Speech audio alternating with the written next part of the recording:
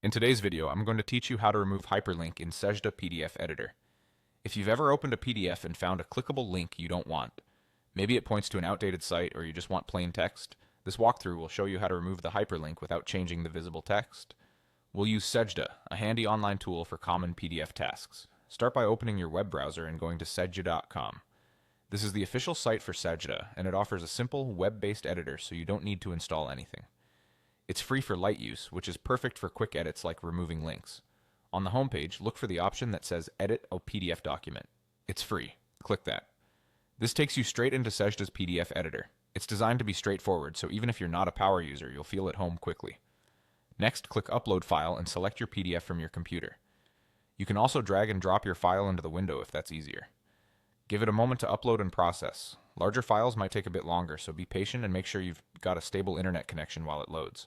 Once your PDF is open, locate the toolbar and choose the Links tool. This is the feature that lets you work with clickable areas inside the PDF. When the Links tool is active, Sejda can show you link zones, those invisible boxes sitting over text or images that make them clickable.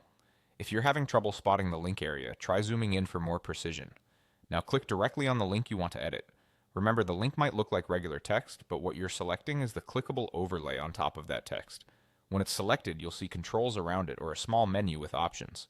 If you select the wrong one, just click elsewhere to deselect and try again. With the desired link selected, choose Delete Link. This removes the hyperlink overlay, but keeps the visible text exactly as it appears on the page. That means you're not erasing content, just removing the click action behind it. If you delete the wrong link by accident, use the Undo option to bring it back and try again.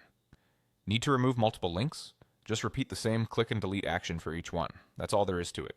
You've removed the unwanted hyperlink while preserving your document's layout and text. Thanks for watching, and I hope this helped you clean up your PDF quickly and confidently using Sejda.